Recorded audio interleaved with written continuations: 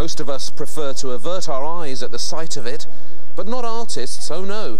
Artists enjoy picking over it. Death has been one of art's great subjects, and art's treatment of it has tended to separate the men from the boys, the great artists from the ordinary ones. Witness the fascination with death of Рембрант van Rijn. Rembrandt seemed often to have death on his mind. His own, yes, in those doggedly pessimistic self-portraits, but also everyone else's. He painted plenty of the usual dead Christs, hauled up and down the cross like meat at a butcher's. And he painted meat at the butcher's, crucified like Christ. You wouldn't want to be a bird in Rembrandt's presence, because he only looked at you properly when you were dead. From the beginning, he was haunted by the spectre of the end.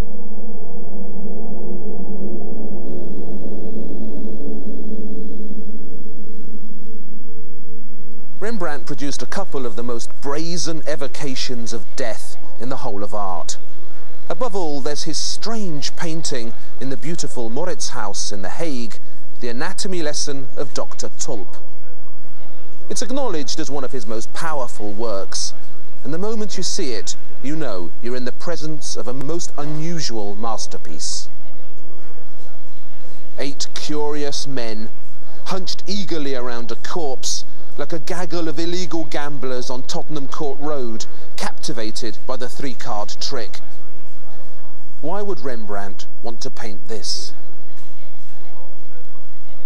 It's a dull title, isn't it? The Anatomy Lesson of Dr. Tulp. You imagine you're back at school, don't you? At a medical tutorial with a group of eager students keen to learn the secrets of the dissector's trade. But that's not what's going on here. Because the first thing to note about this eerie masterwork is that Rembrandt, in his quest for enigmatic silence, seems to have left out something crucial from this scene. Something very noisy. The audience. A baying crowd of boisterous Amsterdammers, 200 or 300 strong, playing music, munching picnics, would have ringed this gory spectacle and watched the corpse's dismemberment, cut by cut, slice by slice, with great enthusiasm. The public dissections at the time of the Renaissance were very popular.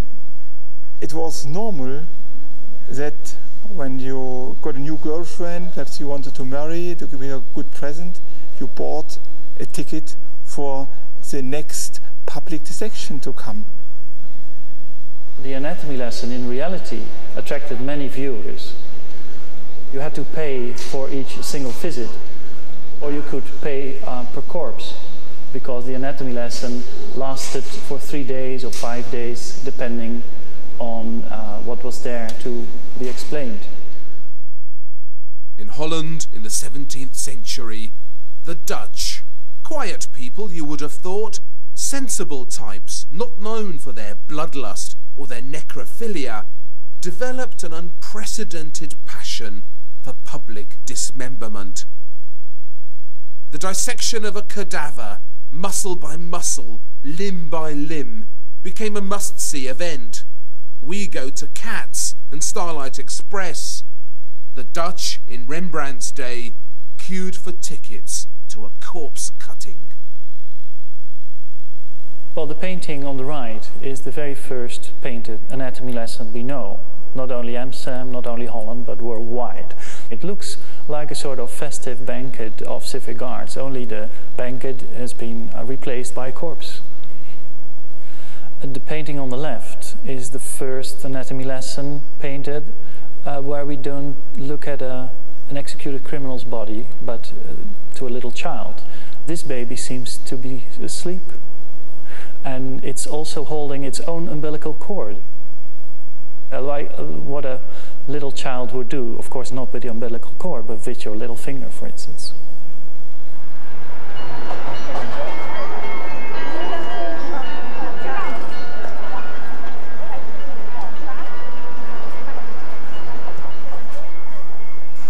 Rembrandt's house in Amsterdam.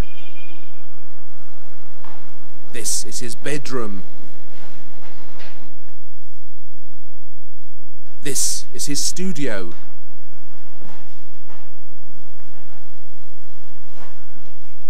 And this is his prop room. Rembrandt's cabinet of curiosities. A collection of curios built up over the years to fire his imagination.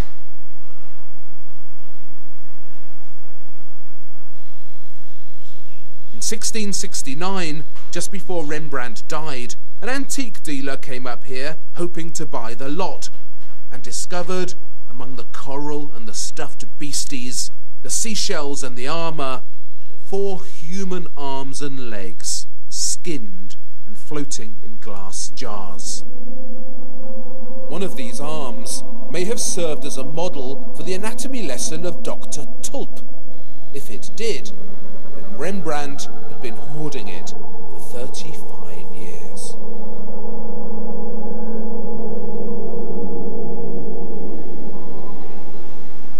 Leiden.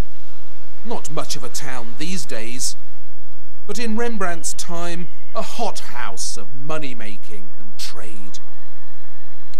The Van Ryens, named after the river flowing past their front door, a petite tributary of the giant Rhine, were millers, corn grinders to the populace. Rembrandt was born here, would you believe, in 1606, the 8th of 9 children. Today, his hometown seems perversely determined to ignore him. They've put up a statue that pigeons poo on, and that's about it. All the sign there is in Leiden that Rembrandt's story started here. At 14, he was sent to university, but soon dropped out. He was going to be a painter, and a cocky painter at that, who outgrew Leiden quickly and moved in 1631 to Amsterdam, where the money was, the clients, the business, and where they commemorate him everywhere these days. And I mean everywhere.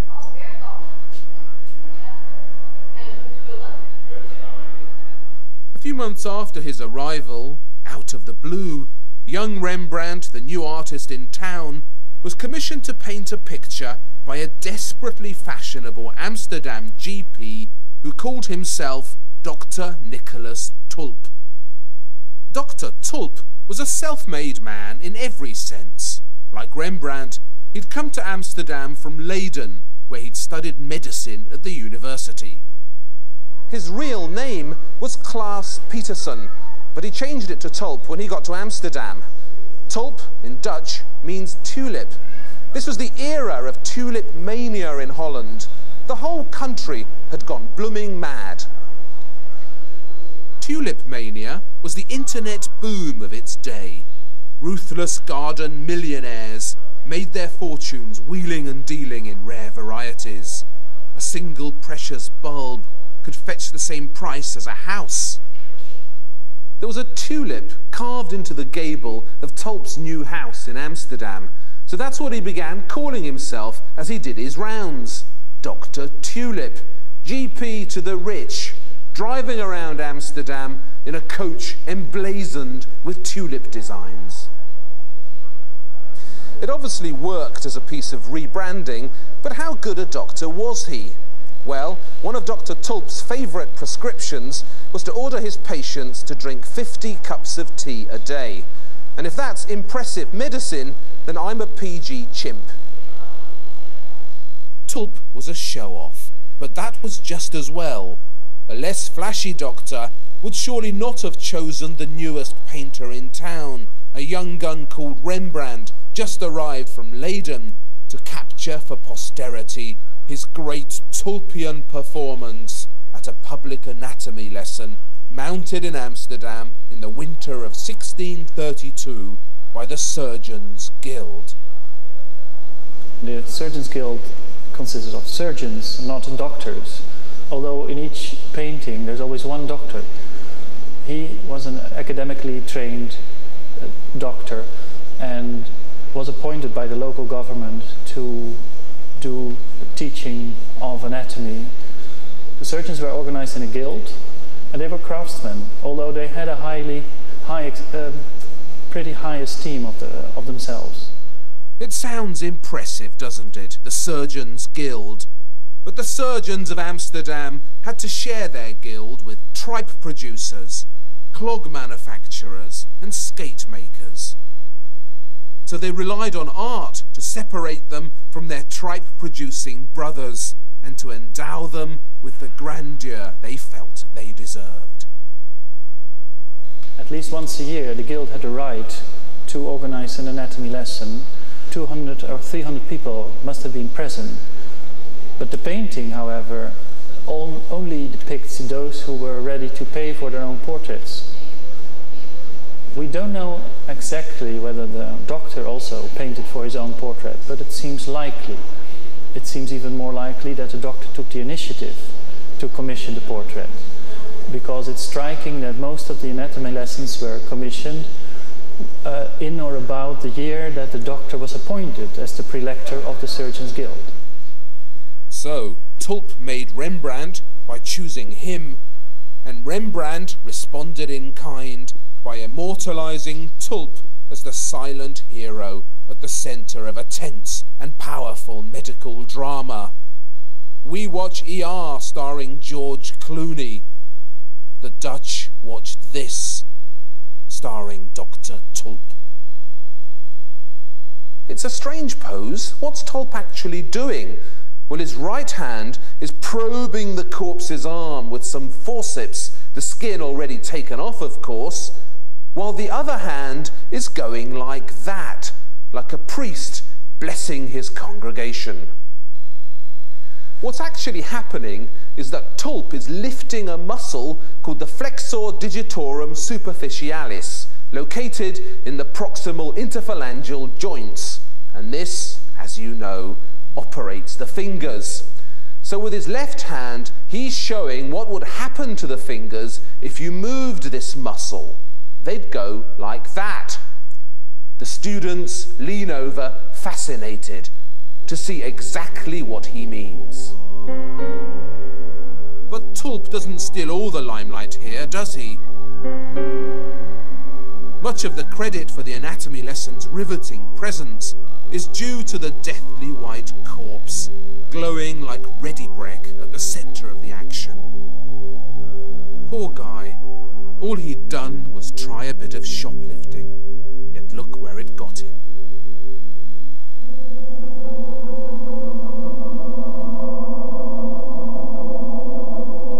At the time of the Renaissance, it was very normal that normal people could enjoy looking what is beneath our skin. Something which is not normal today.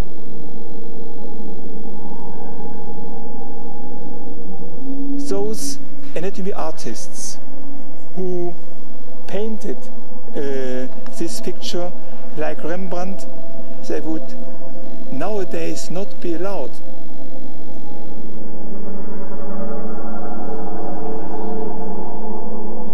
Today no artist is allowed, whether in England or in Europe, to dissect a cadaver. I think it's a shame.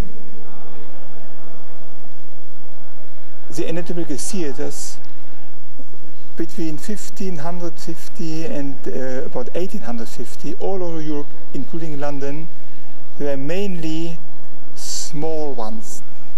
They were usually out of wood, therefore many are not preserved, unfortunately also not in London. They were small because when you want to see something, a real life or a real death in this case, you must be very near to the dissection. The public dissection at the time of the Renaissance were really something. The anatomy lesson Rembrandt paints actually took place on January the 31st, 1632.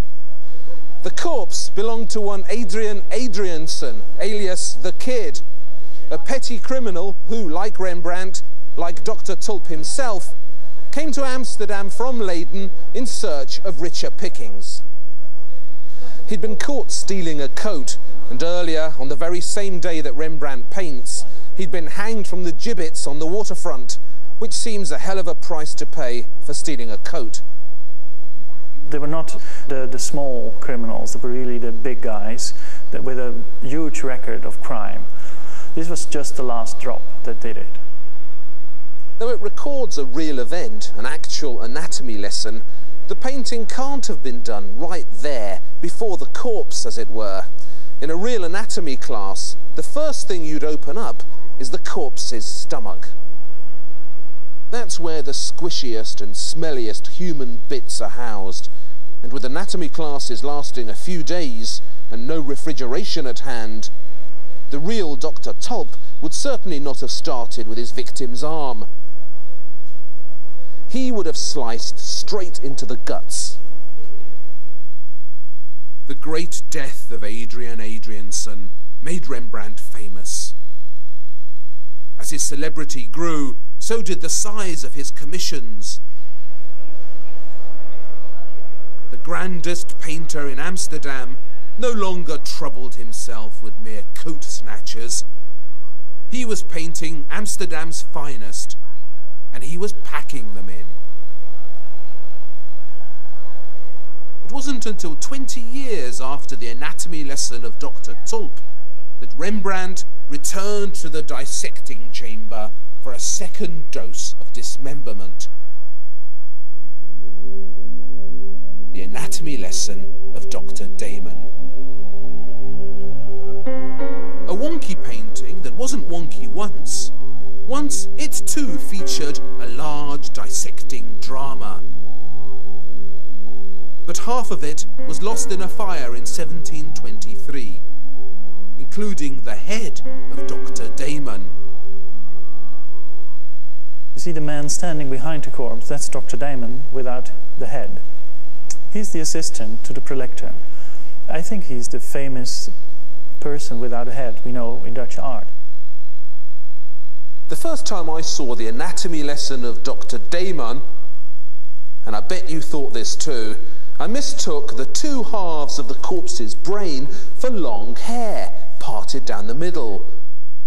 The corpse looks just like a dead Christ, doesn't he?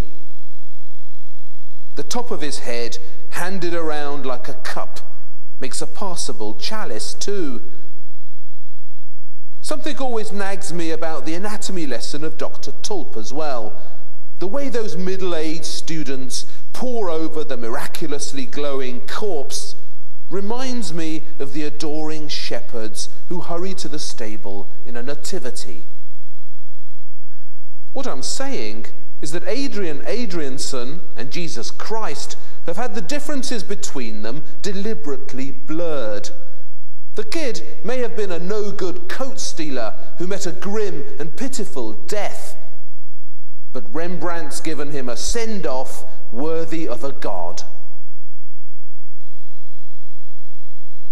So the kid did well out of the picture, but what about everyone else?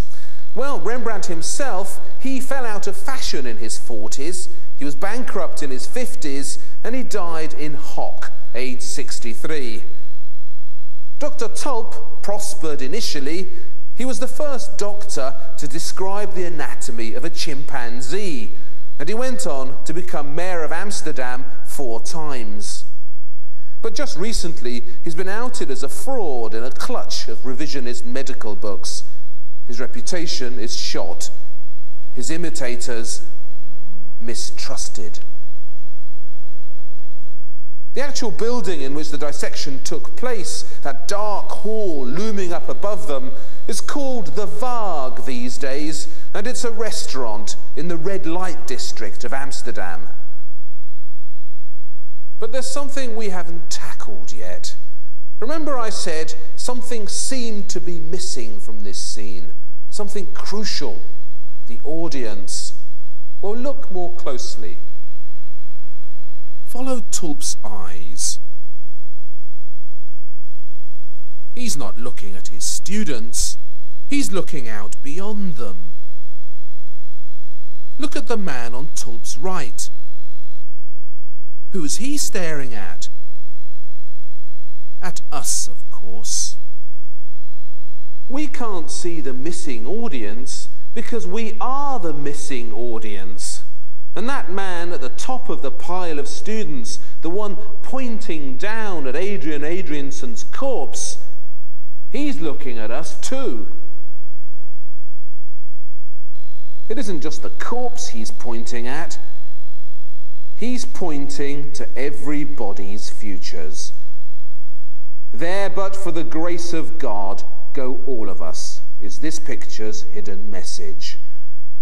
Thanks for the reminder, Rembrandt.